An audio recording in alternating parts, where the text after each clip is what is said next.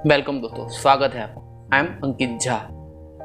दोस्तों, अगर आपको आपकी कोई फेवरेट मूवी बताई जाए, आपकी जो भी फेवरेट मूवी हो, वो आपको बोला जाए एक बार देखो, 2 बार देखो तो आप देख लोगे, 3 बार 4 बार, आपको 5 बार, एक बार 6 बार भी दिखाया जाए, 7 बार 10 बार तो आप देख लोगे। फिर 11 बार 13वां बार 14 15 टाइम आप नहीं देख पाओगे।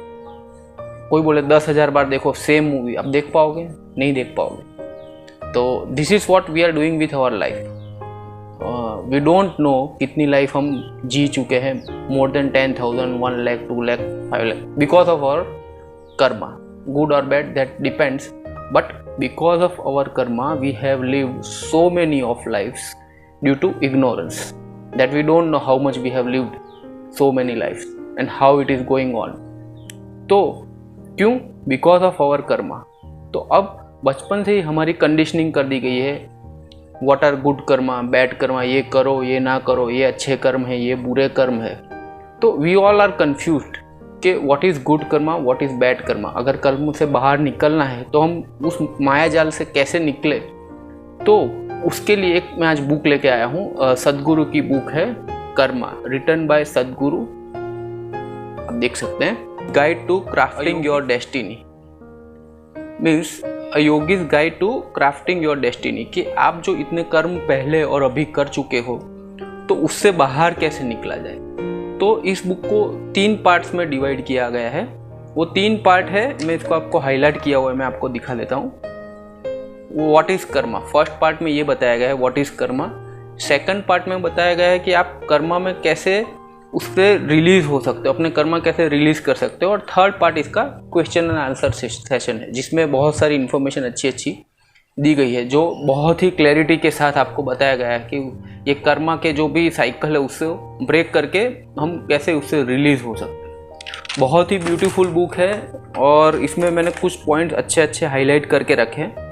So let's discuss the points and full clarity तो आप बुक रीड करके ही उसको पता चलेगी। रिसेंटली लॉन्च गुरु की बुक है, बहुत ही अच्छी बुक है, मैंने अभी जस्ट कंप्लीट की है। So let's discuss few highlights of the point. And सबसे पहले कर्मा है क्या, तो वो बहुत ही सिंपल डेफिनेशन यहाँ पे दी गई है, बहुत ही सिंपल कर्मा की।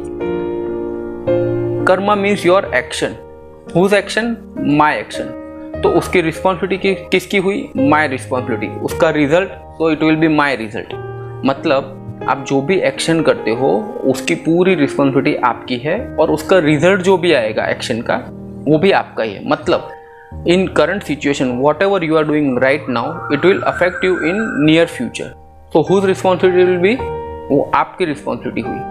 सिंपल, बहुत ही मतलब डीप में जाने की जरूरत नहीं है व्हाट इज कर्मा, ये वो बहुत ही सिंपल तरीके से यहाँ बताया गया है कि मेरे जो एक्शन में अभी कर रहा हूँ राइट नाउ, तो उसका जो रिजल्ट आएगा वो मेरे लिए ही है और मुझे उसका रिजल्ट को मुझे ही भोगना पड़ेगा। तो सिंपल डेफिनेशन बहुत ही बताई गई है। दूसरा कि खाली आप फिजिकली नहीं, इंटेंशनली भी आप क्या कर्म करते हो वो बहुत मैटर करता है। मतलब किसी को मारना फिजिकली, उससे भी बड़ा कर्म लगता है आप मेंटली किसी को मारते हो। सपोज मैं आपके सामने बहुत ही अच्छा हूँ, लेकिन अगर मेरे माइंड में कुछ खराब है आपके लिए, या फिर मेरे माइंड में आपको मैं मारता हूँ, तो that is equivalent to physical action. मतलब mental action is as equivalent as physical action. मतलब आप माइंड में किसी को मार रहे हो, माइंड में गलत बोल रहे हो या किसी के बारे में गलत सोच रहे हो, तो वो इक्विवेलेंट है, उसका मतलब सेम रिजल्ट आपको भुगतना पड़ेगा। तो not only physical action but your mental action is also accumulating your Karma. ठीक है, तो अब सवाल ये आता है कि ये मेरा कर्म है, मेरा ही मुझे भुगतना है, तो पास्ट कर्मा का क्या? सपोज पास्ट लाइफ में मैं जो कर्म करके आया हूँ तो उसका क्या वो अफेक्ट करता है मुझे? उसका भी यहाँ पे बहुत ही ब्यूटीफुली एक्सप्लेनेशन दिया गया है कि you just focus on your present Karma. Past life अगर आपके एक्सपीरियंस में नहीं है तो आपके लिए बकवास है। जो चीज़ आपके एक्सपीरियंस में अभी तक नहीं आई है वो आपके लिए बकवास है, उसमें बिलीव मत करो। हाँ, एक्चुअली होते हैं पास्ट कर्मा, उसको रिलीज करने के यहाँ मेथड भी दिखाए गए हैं कि how you can release the past Karma. But यहाँ पे स्ट्रिक्टली सद्गुरु ने बोला है कि भाई अगर आपके एक्सपीरियंस में पास्ट लाइफ नहीं है तो डजेंट मैटर, आप अपने प्रेजेंट में ही फोकस करके आप अपना मतलब कर्म को रिलीज कर सकते हो। अगर आपका घर गंदा हो गया, सपोज से for example if your home is dirty, तो आप क्या करोगे? रोने तो बैठोगे नहीं, ये मेरा घर गंदा हो गया है, आप झाड़ू लेके उसको साफ कर दोगे, सिंपल। तो कचरे को ना देखते हुए आप झाड़ू लाओ और साफ कर दो।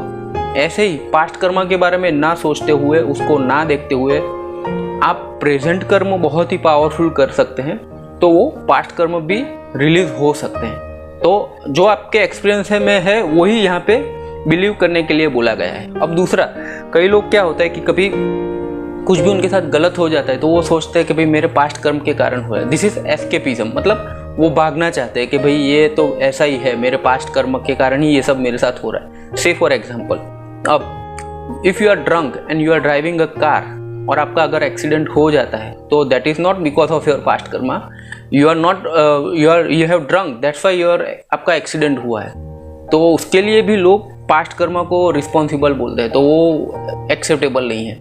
दूसरा कि सपोज आपका खान पान ठीक नहीं है, आपकी डाइट ठीक नहीं है, तो उसके कारण आपको कोई रोग बड़ा हो जाता है जिसके कारण आपको फिजिकली बहुत ही मेंटली फिजिकली बहुत ही तकलीफ उठानी पड़ती है, तो that is also not because of your past Karma, it is because of your bad food habits, right. तो इन शॉर्ट यहाँ पे कहा गया है कि प्रेजेंट में ही जो आप एक्शन करो वो ही प्रॉपर करो। कोई भी चीज़ को अपने पास्ट कर्मा या पास्ट लाइफ में जोड़ने से कोई मतलब नहीं है। बहुत सारे लोग पास्ट लाइफ रिग्रेशन करवाते हैं, लेकिन that is not a solution. The solution is that अगर आप आपके प्रेजेंट कर्मा अच्छे रखते हो तो पास्ट को कम और टेक और किया जा सकता है। इस बुक में दूसरा कि end of the each chapter यहाँ पे अच्छी अच्छी साधनाएं दी गई है। मतलब प्रेजेंट में आप क्या क्या एक्शन कर सकते हो, टेक्निक्स दी गई है कि आप क्या साधना कर सकते हो। ब्यूटीफुली यहाँ पे कुछ योगिक क्रियाएं भी बताई गई हैं जो आप रूटीन में प्रैक्टिस कर सकते हो। बहुत ही सिंपल तरीके से बताई गई है और तो वो बहुत ही यूज़फुल है। यहाँ पे एक शंकरन पिल्लई जो सद्गुरु को जानते हैं वो उनको पता ही होगा कि उनके हर एक बुक में या फिर उनके हर एक टॉक में शंकरन पिल्लई करके एक कैरेक्टर वो रखते ही हैं। वो कैरेक्टर से वो बहुत ही डीप लेवल की बातें बताई गई हैं, बहुत ही सिंपल वे में बहुत ही डीप बातें यहाँ पर कर्मा के लिए शंकरन पिल्लई के कैरेक्टर के थ्रू बताई गई है। बहुत ये इस बुक की सबसे एक इम्पोर्टेंट मुझे लाइन जो लगी वो है कि living life itself is a releasing the Karma. मतलब अगर आप लाइफ जी ही रहे हो वो ही एक तरीका है अपने पास्ट कर्मों से मुक्ति पाने का।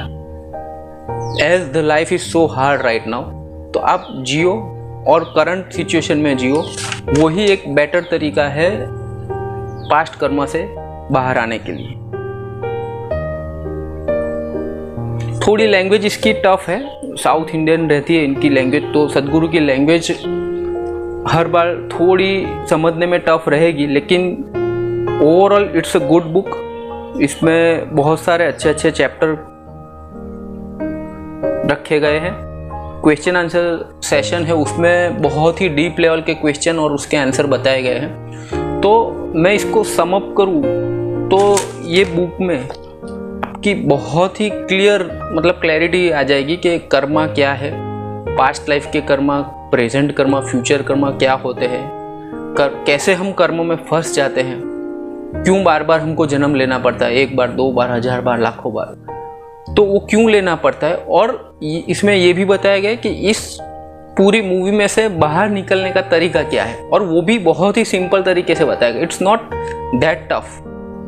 हमारी अंडरस्टैंडिंग यही है कि ये बहुत ही जन्म के कर्मा है, हम इससे निकल नहीं पाते, बहुत ही बड़ा ट्रैप है, लेकिन ये मतलब पूरी एक कंप्लीट गाइड है जिसमें आपको बहुत सारी साधनाएं मिल जाएगी, बहुत सारी क्रियाएं मिल जाएगी, आपको इसके अंदर अच्छे अच्छे सूत्र मिल जाएंगे जो आपको रूटीन लाइफ में बहुत ही मदद करने वाले हैं। तो यही इसमें तीनों चीज़ है कि व्हाट इज़ कर्मा, आप कैसे ट्रैप होते हो कर्मा में, और उसको ट्रैप से वो बाहर आप कैसे निकल सकते हो। तो ये तीनों चीज़ को बहुत ही ब्यूटीफुल तरीके से बताया गया है। इसमें ये भी बताया गया है कि एक इंडिविजुअल के कर्मा पूरे यूनिवर्स को कैसे इफेक्ट करते हैं, और पूरे यूनिवर्स के सोसाइटी के कर्मा एक इंडिविजुअल पे कैसे इफेक्ट होता है। Say for example, if I am meditating, if I am doing some good jobs, I am suppose मैं जो भी अच्छे काम एज एन इंडिविजुअल करता हूँ, तो वो पूरी सोसाइटी को और पूरे यूनिवर्स को इफेक्ट करता है। दूसरी तरीके से कि बाकी सब लोग सोसाइटी में जो नेगेटिव काम कर रहे हैं उसका इफेक्ट भले ही मैं पॉजिटिव हूँ, लेकिन वो मुझे भी उसका इफेक्ट होगा ही। ये लेटेस्ट एग्जाम्पल आपने देखा होगा कोरोना का, तो बहुत सारे लोग अच्छे भी होंगे दुनिया में, लेकिन उनको भी उसका इफेक्ट तो रहता ही है। तो एक जो करता है उसका इफेक्ट सबको होता है, सब जो करते हैं उसका इफेक्ट एक को होता ही है। तो ये एक collective Karma and individual Karma, इसके बारे में भी बहुत ही ब्यूटीफुल तरीके से इसमें बताया गया है। तो इंडिविजुअल कर्म समझाया यही गया कि जैसे जैसे एक इंडिविजुअल स्पिरिचुअल पाथ पे चलना चालू कर देता है, तो वैसे ही वो सोसाइटी भी उसको पॉजिटिवली इफेक्ट होना शुरू हो जाता है। अगर घर में से एक कोई भी स्पिरिचुअल पाथ पे चलता है, तो आपने देखा होगा कि बाकी के 4 लोग भी चलना शुरू कर देते हैं। क्यों?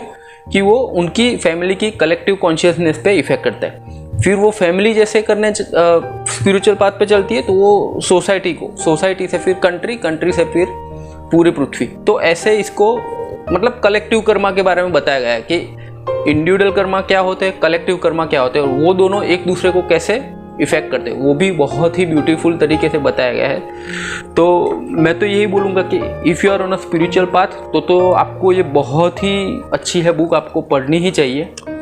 इसमें सोल के बारे में बताया गया है। व्हाट इज़ सोल, मतलब आपके जो भी स्पिरिचुअल पाथ पे लोग हैं उनको पता होगा कि एग्जैक्टली व्हाट इज़ सोल, तो वो इसमें बताया गया है। तो आपके वो सोल रिलेटेड क्वेश्चन एकदम क्लियर हो जाएंगे। मतलब बहुत ही ब्यूटीफुल तरीके से बहुत सारे क्वेश्चन जो स्पिरिचुअल पर्सन सीकर्स को होते हैं, इसमें बहुत ही सिंपल वे में बताया गया है।